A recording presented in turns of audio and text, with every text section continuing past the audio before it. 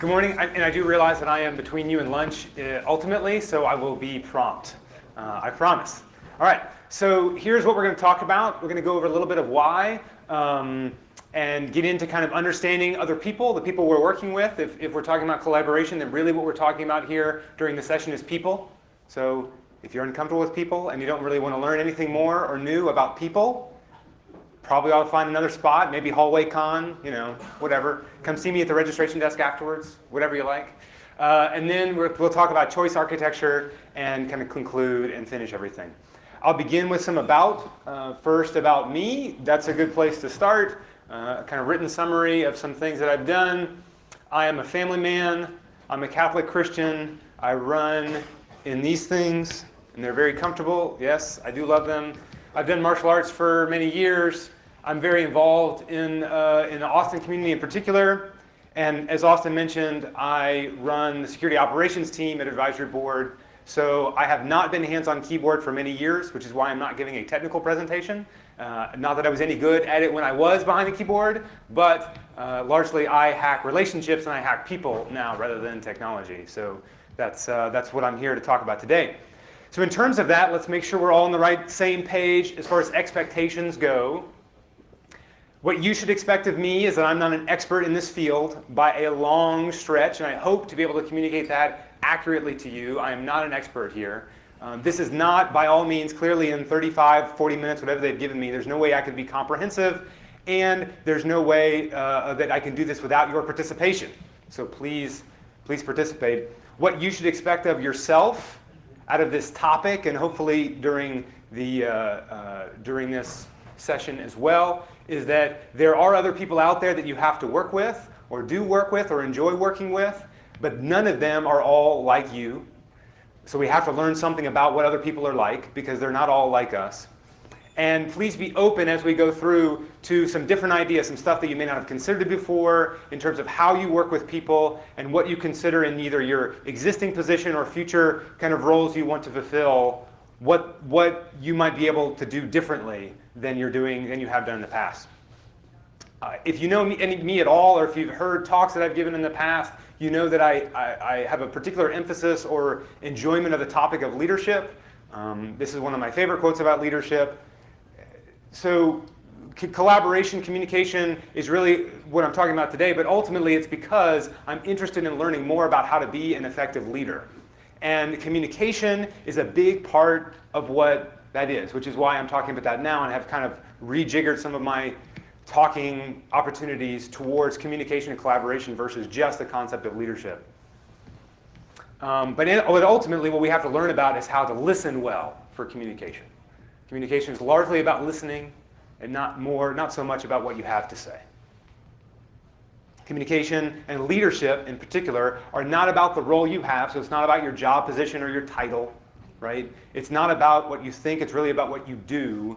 And it's not about you on your own or acting by yourself. It's about how you work with other people. That's kind of the source of leadership. So what more is leadership is about is what the actions that you're taking. What are you doing here? Not what are you thinking about, but what are you doing? How are you taking initiative in your role in the office or outside of the office? And how well do you work with other people? My emphasis in leadership, both in talking at conferences like this, in working with my colleagues in the office, and in working with friends outside of the office, is in finding opportunities for all of us to lead where we are right now. Not to look for that future position, and I'm going to be a leader when I get that next job. I'm going to be a leader when I get elected such and such, or I'm going to be a leader in the future when I have more wisdom and experience. Leadership is about where you are right now. It's about what you can do today. So keep that in mind as we go. Here's my kind of overview. So we'll start with why. Why are we talking about this at all? We all have to work with people, whether we like it or not, to get our job done, especially in security, right? I think everybody in the everybody in the audience can use something of what I'm talking about today. None of this is exclusive to a particular job role or a particular job function in any way. We're not talking about, even though you could be doing this in a security role, we're not talking about how to coerce or mandate folks to do something, but we are talking about how to influence them and guide them into making good decisions and secure decisions in particular. So So the way, or the place that I'm going to begin with, and the reason that I think that you can learn something here is because we're going to work and start talking about intuition and about behavior. So our own intuition, the kind of human intuition process, and then the behavior of ourselves and the behavioral style of ourselves and other people. So let's start with intuition. And in order to do that, I have a few quick tests. You may not have expected a pop quiz, but we'll all take the pop quiz here. Okay? All right, so here's the first question. Focus here. Think. Pop quiz. How much does the ball cost? Bat and the ball together is $1.10. Bat is $1. How much does the ball cost? Right? That's kind of the first thing that jumped to mind. And that's wrong. 5 cents. If you do the math in your head, one more time, the math, okay, costs 5 cents. Now, here's the second one. So now you have a hint that these are trick questions, right? 5 machines, 5 minutes, 5 widgets. What is 100 machines and 100 widgets? 100 minutes, right? No, 5 minutes, right? Intuition games. What's happening here? There's a patch of lily pads in the lake. The patch doubles in size, right? It takes 40 every day. 48 days to cover the entire lake. You guys are binary mathematicians, right? It's not 24 days. It's 47, right? Okay, so intuition plays games with us. Intuition, our fast-thinking mode, is not necessarily something we always want working. We want it working when we're about to be cut off on the highway, right? We want to intuitively turn away from the car that's going to run into us. But we don't always need or want our intuition working the way that it was, for whatever reason, built to work, okay?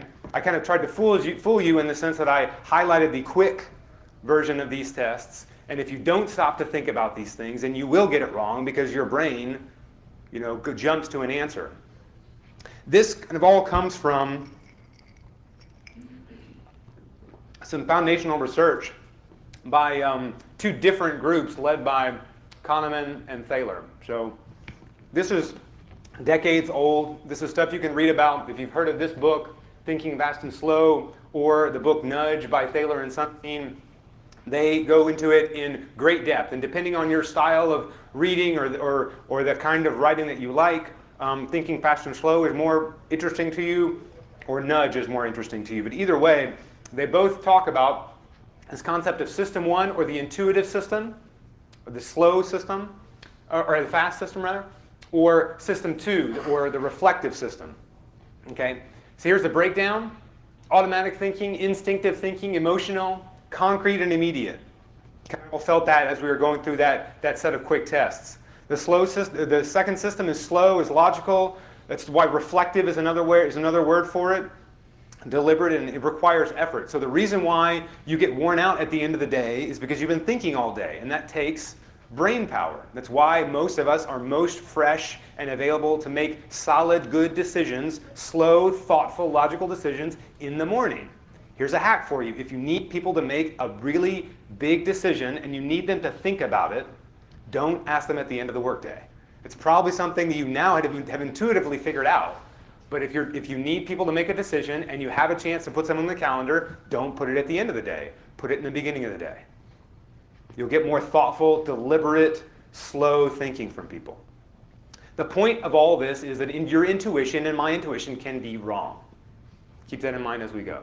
Let's talk a little bit about behavior as well. Here's a typical email that we might receive, right? From a project manager. It's terse, it's blunt, it's demanding. How many people have received a message like that from their manager or another manager in the company, right?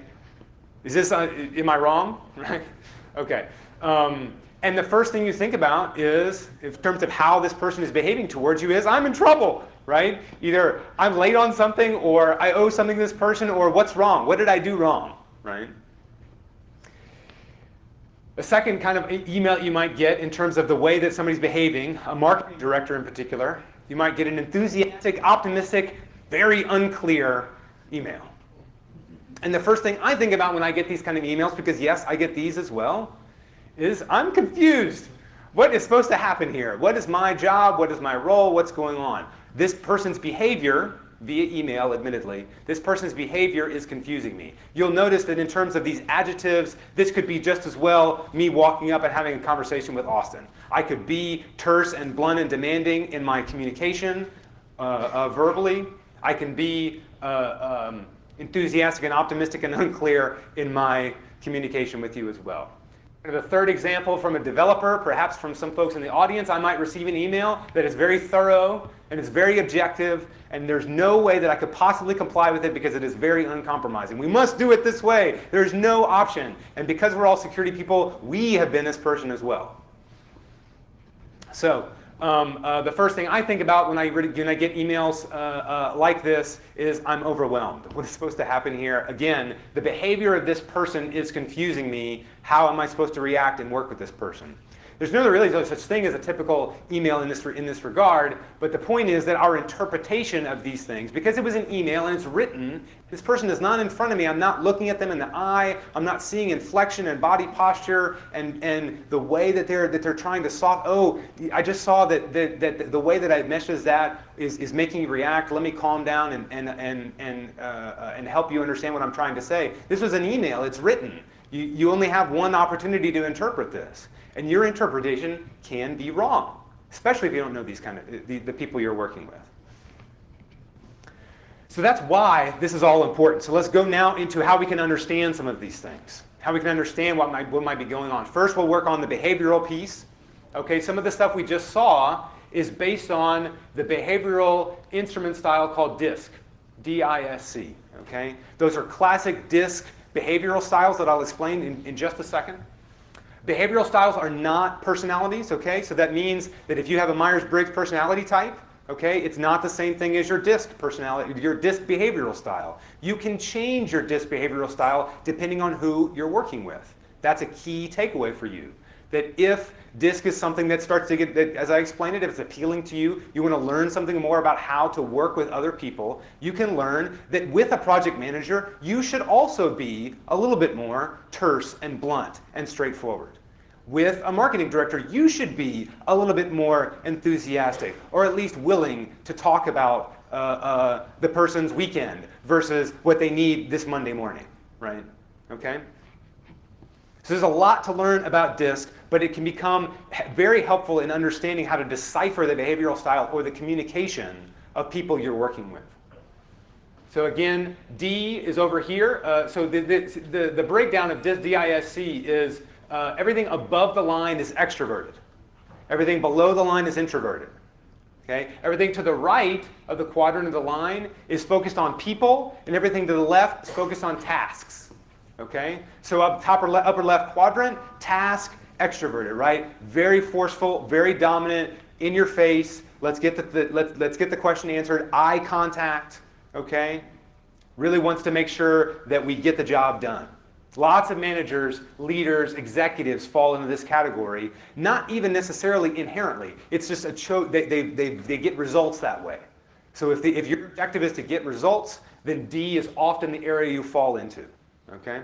Because again, you can change your behavioral style. I, in the extroverted area, focused on people. I'm a high I, believe it or not. So I'm enthusiastic and optimistic and oftentimes unclear with my team, as some of them can assert or can attest to. And then most often in our technical crowd, like today, C we'll find in IT or in security in particular, we'll find the conscientious folks most often. The predominant folks in the audience are C. Trupti? Yeah? What about ambiverts? What's that? Oh yeah. Folks who are multiple. So the DISC model is very much a multiple. So it is relatively rare, but you can have 3. You can't usually really have 4, all 4. But you probably tested wrong if you tested all 4. But you can represent in 3. Most often you see folks kind of show up 2. But again, highly often you'll have people who are high in one area. I don't want to dwell too much on it, but the point is that D folks can get straight to the point. They can be right in your face until they get what they're looking for. I folks are influence. Are your collaborators and your enthusiastic people, but they really need to be paid attention to. You need to cultivate people like me so that I feel like I'm not being ignored. Are your S's are your biggest team players, your strongest team players. Because again, they are introverted and reserved, but they're people focused, okay? They're really focused on making sure that the team succeeds, okay? Not necessarily that the tasks are accomplished, but that the team succeeds. They're very supportive and calm. They're excellent, excellent team leaders. Conscientious folks, again, highly often in tech environments, you'll see this display itself. And so both the most rewarding and the hardest part about working with Cs is the objectiveness and the thoroughness and detail. So sometimes it can take a while to get an answer out of a C because the tendency there is to be thorough and make sure that everything's right and I's are dotted and T's are crossed 50 times. Okay. So with that background in terms of behavior, now we're going to move on to that intuition or thinking idea. So we had two kind of major concepts, behavior and intuition. Talked about behavior and DISC. Well, now we're going to talk about intuition and thinking, especially in terms of becoming or architecting choices. I mentioned a little earlier before, but a brief history is that this kind of falls in the area of behavioral economics and behavioral psychology. It's, for the most part, pioneered by Kahneman and Tversky and Thaler and Sunstein. Okay, these are your fathers or leaders in the space. Plenty of research papers, also some books that are accessible to you and me. I don't know about the research papers being accessible, depending on which way you go there, but certainly there's tons and tons of research and content here. And again, just to be clear with everything that we're talking about in this area, this is all backed up by strong research science. I am not a research scientist in this area. I am not an expert, but these guys are, okay? And they've done all the research. This goes back to the 70s. So they've been doing this stuff for 4 or 5 decades. Let's talk about one approach. So I mentioned the book Nudge by Richard Thaler and Cass Sunstein. And this is kind of their approach to doing choice architecture or decision architecture is here. And it's actually, it follows, you can see, it follows the retronym here. But incentives, right? People really need to know that there's a reason for making this choice, that they're getting something. You need to help them understand what's going on and understand how they see things. Again, the behavioral stuff can help. You set up a default. So we talk a lot in security about secure by default or building security in by design, right? And this is part of the choice architecture concept. Go figure, we weren't the first people to think about it, okay? Giving feedback, expecting that people are going to make mistakes. Again, very common in our line of work to prepare choices and prepare situations where we expect that someone is going to do something wrong or expect that they're going to make a mistake, as well as setting up things so that we can break it down and not be overly complex.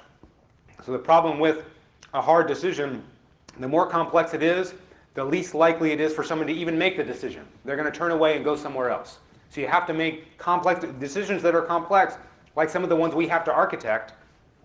You need to break it down into small, sizable chunks or understandable chunks so that it's a simple and easy to understand. This is the kind of second approach, just in terms of understanding how to design choices and architectures, or how to architect choices. This is described in detail in a Harvard Business Review article that I'll have a link for you on. But their approach is similar in the sense that you have to define the problem, you diagnose it, and you design that solution. Okay, so let's talk through that. This kind of thing that we're talking about here, understanding people's intuition, understanding people's intuitive choices and decisions is most effective when their behavior, the choices that people are going to make, is the core of the problem. And people are not always able to act in their own best interests. Now you have to be a little bit of paternalistic here, okay, and realize, and again, we're in security, so this is part of what we do, but we have made some sort of assertion that we know the right decision, right? At least we know the secure decision. It may not be the risk-based decision, but we know what the secure decision is here, and that's the idea in terms of people's best interest from a security standpoint or where we're coming from. Now, in terms of figuring out what the cause of an inappropriate decision is, or what may be going wrong, like why people are making poor decisions, why people aren't making the secure decision we want them to make. These are the two main causes. People aren't motivated to take that action, which goes back again to the incentives concept. Or they have some sort of cognitive bias going on in making that decision. They have some sort of thinking mode that is making it impossible for them to see the right choice. An availability heuristic, a selection bias, a confirmation bias. These kinds of biases, which are described again in exhaustive detail in the books that I have for you, Thinking Fast and Slow and Nudge. These biases that come into play can prevent you and me from honestly even seeing the right decision to make. So if this is not part of your calculus in determining and building a decision in terms of security, in terms of how you're working with people, if you're not thinking about the fact that your audience and your group can be biased, then you may just completely miss, that they'll never be able to make the right decision. Okay? Now, in designing the right solution, we want to improve folks' decisions. We want to structure and design that choice, and then slowly nudge and gently nudge people in the right direction. The key here to a good solution, a good choice that we architect, is that people still feel like they have the freedom to make the choice. So let's talk in a bit more detail here about examples and kind of clear things up. And I'm curious if folks have some interesting examples they've used in their workplace. So again, we're talking about how we can leverage people's intuitive or reflective thinking. In terms of system one triggering, these are the ways that you do it, right? If you want somebody to think fast on purpose, right? So if you want them to make the right decision, then you can focus on getting them to feel something, right? The most common way that this was done in security was the fear, uncertainty, and doubt concept, right? So I need to trigger somebody to make the right decision by spreading fear, by fomenting some sort of emotion that's going to push people in the right direction. Now, I'm not advocating for that, but I tell you, it can be effective, at least initially, right? I think many of us have some experience with that. I've mentioned some bias concepts here, and also process simplification. But let me just say that the most powerful way to leverage quick or fast thinking in terms of getting the right collaborative decision making, the right collaborative choice architecture, is in building a default workflow or default loadout or default system that is secure. The default is what you want, right? So the most common way that this is done in like HR systems and business, we have all experienced, whether you realize it or not. It's retirement savings plans.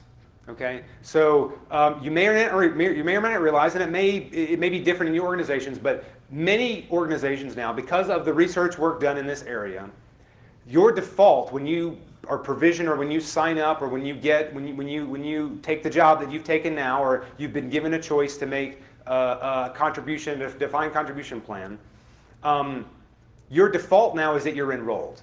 Your default is that you have a 1% contribution or a 5% or whatever it is, right? I mean, something that's digestible or that you're willing to make. But you have to opt out now, right? I mean, how many folks have seen what I'm talking about? Are you familiar with what? Okay, no. So do you have a retirement plan at work? And if so, because I only saw a few hands raised. If so, are you enrolled? Great. And were you given the option to enroll, to opt out, or is this an opt-in program for you guys? Anybody willing to volunteer some details? It's only opt-in? Okay. So the research work done in this area is that there is something on the order of if you give folks the opt-in opportunity, then something like 10 to 20% of people opt in to a retirement savings plan, right? Which is critical to you being healthy in retirement age. And if you make it opt out, it's something closer to 50%, right? So I mean, there are drastic changes here. Another common way in which this is this happens, again, it's financial, and again, it's in the corporate setting, is in other kinds of savings plans, right? Where you say, all right, here's another kind of program.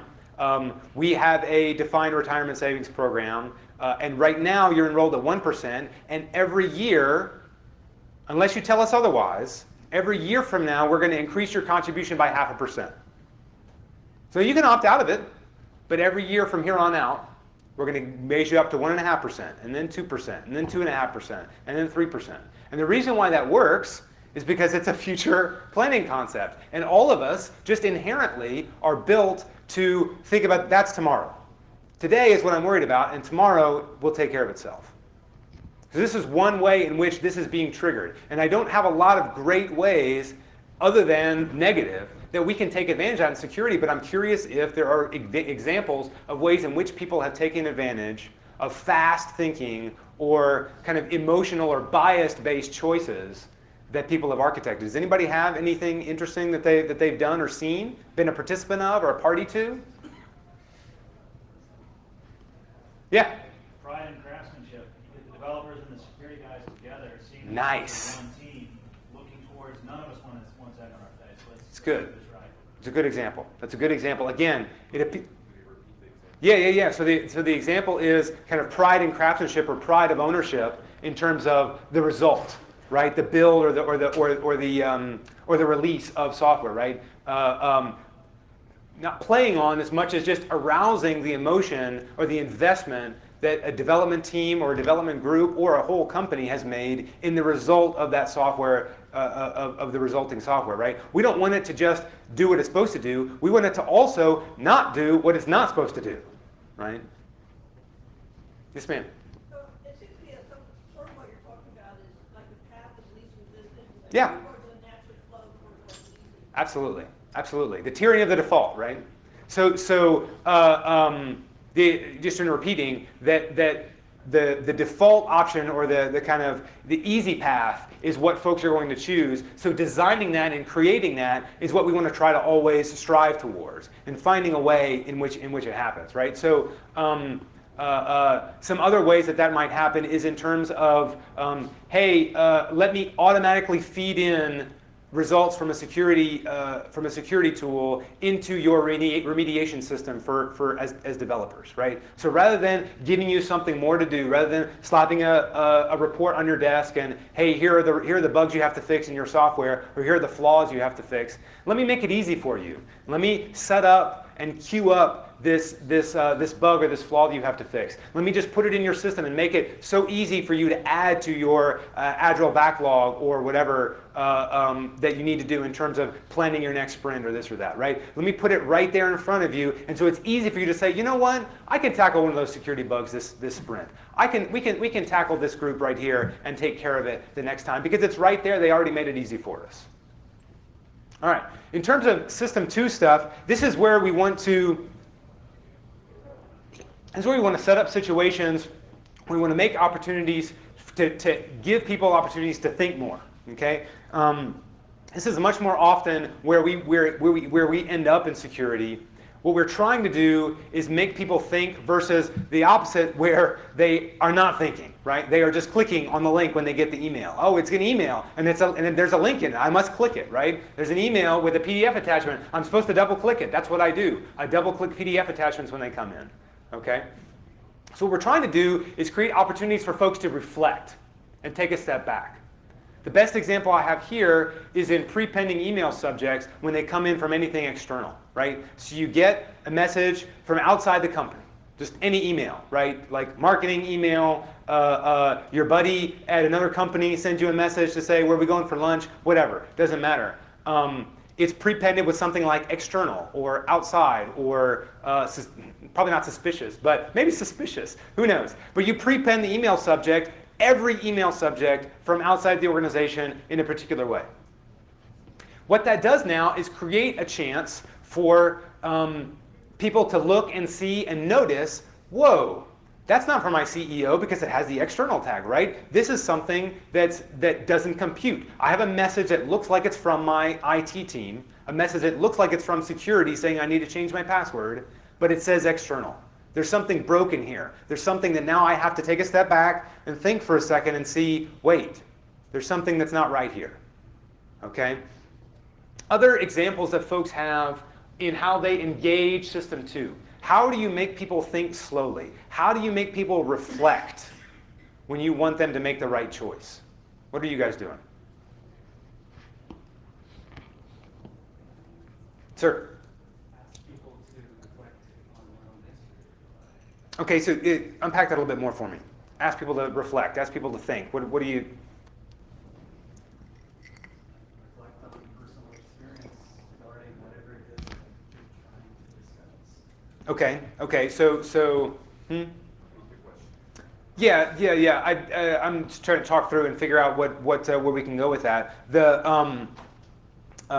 In terms of like working, collaborating, maybe in a meeting or making in trying to understand decisions, what we can do is talk through losses we've had in the past or mistakes we've made in the past, because we're all inclined to make. We're all inclined to fear loss, or it's called loss aversion. That's another cognitive bias. We're all inclined to make a choice that.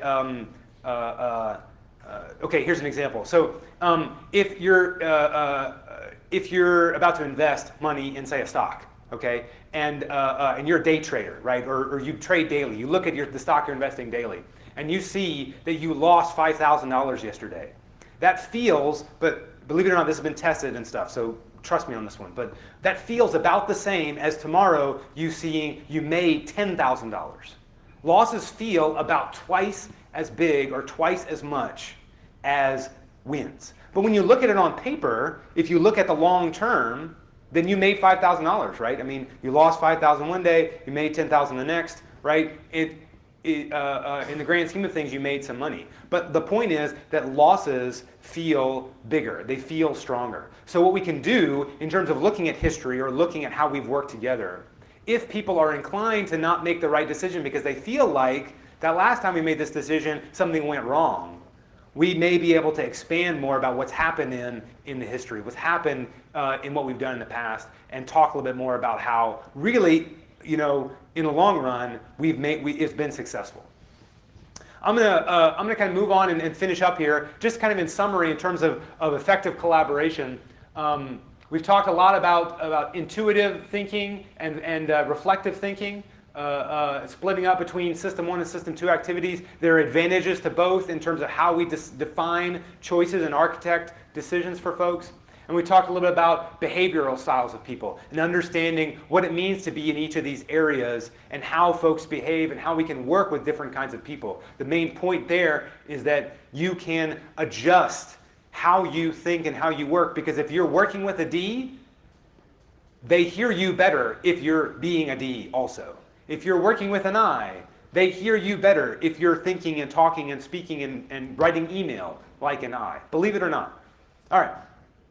I promised a series of resources on my Twitter handle or link or whatever. I've got the slides for today, as well as the following behavioral resources. I didn't mention these guys explicitly, but the vast majority of my understanding and learning in terms of DISC and behavioral styles and working with and managing and leading people comes from this group, the Manager Tools organization. I can't recommend them more. I listen to every single podcast and highly recommend them. Their detailed, very, very, very, very detailed notes are thorough in terms of explaining all these topics in terms of DISC behavioral styles. I also referenced an article and highly recommend people looking at Harvard Business Review articles if you want to understand more about the people you have to work with throughout the organization, right? We are all tech and security people. If you want to be more understanding of business culture, of marketers, of sales folks, of HR groups, of other managers, Harvard Business Review is an excellent place to start. You can read articles for free every month. Okay, you don't have to subscribe. Some thinking resources. I used this article in describing what a decision architecture choice can look like. I referenced Kahneman and Thaler extensively, so there you go. And I didn't put up my question slide, so there you go. I forgot to flip them up. But yeah, I'm ready for questions. All right, we got about 10 minutes for questions, and this time we're a little bit differently. I'm going to pass the mic so the audio recording will get the questions. So, Tripti. Philip, I work with a lot of groups and a lot of people, development team, QA team, networking people, data center operations. I do not have time to do disk analysis. Sure. Then how should I go about collaborating? Great question, Tripti. So with a little bit of prep and study, you don't have to do this thoroughly on every single person, right? So there's a few different kinds of approaches. You could take the approach of, I'm leading my team, I want to lead my team more effectively, so team, we're all going to take the disk instrument together. That is an approach, right? But unless your entire company, posts their disk profile on their doors or on their intranet portal, and then this is not something you just know intuitively. However, the more familiar you get with disk, and I can tell you that all I've really done is listen to Manager Tools guys talk about it and do my own personal analysis of people that I meet and interact with and talk with friends about disk. You become better at kind of picking out, you know what, this person is acting like a D, let me be more D with them to communicate better. This person is acting like a C, let me be more thorough and detailed in my response, versus what I would normally do, which is yes, no, done, right? Okay, right? That's how I respond, because I tend towards D during the workday. Mike can attest to that, okay? But when I get a thorough message from Mike, oftentimes Mike may expect a very thorough response from me. I don't know, I'm not sure. But it may be that I can work better that way. So you can pick things up and you can just do it intuitively. Does that make sense? Does that answer your question? Okay, good. Other questions?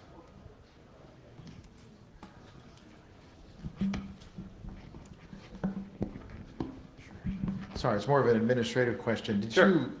Did you indicate the resource for the disk instrument? Not really, because Okay. Not really, because there are a number of, there's one or two free ones I've seen, which are fine to just become familiar with it. But if you're very interested, I recommend going to the Manager Tools site and doing disk through them, because they have a very thorough instrument analysis, and they give you lots of information, not just about what your behavioral style means, but how you can work with other behavioral styles as a manager or as a direct report of a manager. So the other reason why this might be interesting to you is if you've had friction or difficulty working with your manager or other team managers, this might be a way in which you can smooth some of that friction out. So you may get your own behavioral style assessed and figure out, as an I, me, how can I work better with an S? Right? Does that make sense? And the Manager Tools site is a great resource for that. Great resource for that. And if you're an audio learner like me, sorry, Matt. If you're an audio learner like me, all their stuff is in podcast form, so you can get it on the commute to work.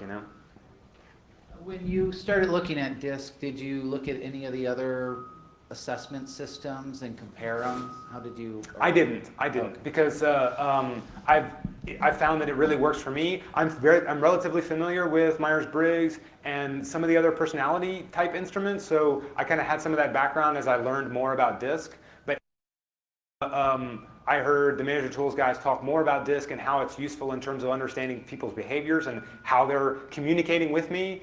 It was much more intuitive and easier to use than, say, understanding that, oh, I'm ENFP, they're, ISTJ, how am I supposed to, and there's ways to figure that out as well, but it's a little harder, at least for me. I need something simpler.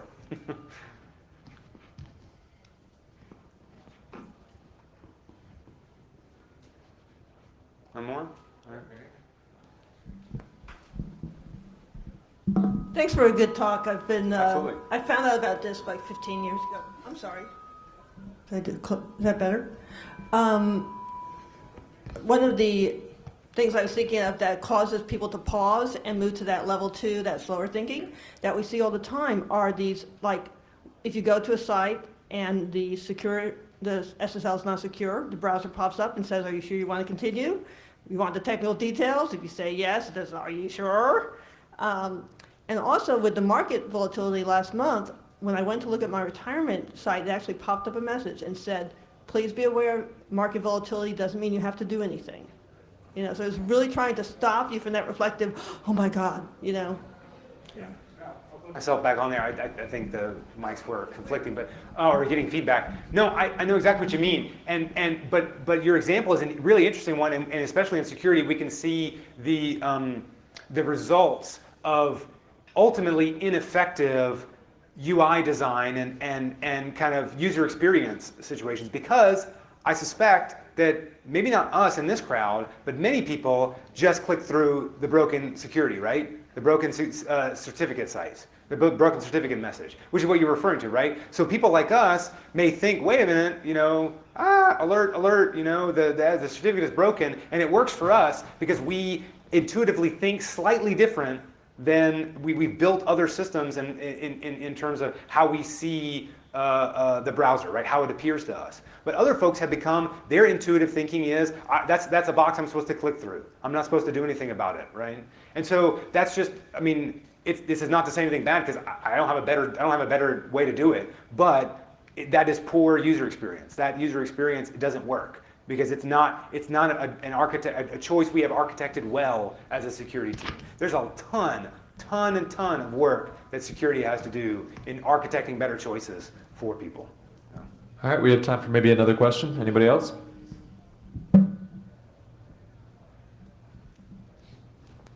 Trupti. Philip, out of DISC, which group was the most challenging to communicate with, and how did you overcome the challenges? Okay, so let me see if I have. I know how I can answer that question. So if you use a little quadrant down here. In general, so I'm an I, right? So in general, my opposite is C. So typically, the people that you are opposite to is the one that you have the hardest time interacting with or working with, because they're kind of they're the opposite of you. And so if this is my default behavioral style, I have to really check it when I'm particularly working with C's, okay? And similarly with D's, they can run roughshod over S's. They're those kind of, calm, methodical, helpful, supportive folks. A dominant D personality can just, we need to do it my way, and maybe it does happen their way, but that may not be the right way to do it, or that may not be the most effective. And so you have to be the most careful in DISC with these opposing or opposite behavioral styles. Does that answer your question? A little bit? Yeah. Yeah. I don't know that, I think the hardest thing that I have in terms of DISC is understanding how I can make different or more, how I can adjust my own behavior. So I tend to be very extroverted and interactive with people. I tend to make eye contact and speak loudly and energetically. That doesn't make everybody comfortable. It may not have made everybody comfortable in this talk. But the point being that especially if I'm one-on-one with somebody who is starting to kind of not, change how they're looking and maybe looking a little down and being very thoughtful and slowing down how they're talking and a little quieter, what I've learned is that I need to be very similar. I need to use less eye contact. I need to be a bit more thoughtful and methodical with how I talk. That's very hard being an extrovert. Absolutely. Absolutely. Thank you. I agree. Yes, it's very hard. It's very hard, but that's the challenge. I mean, if we want to be more effective in our collaboration with folks, that's the challenge. Great. Thanks, everybody. I appreciate it.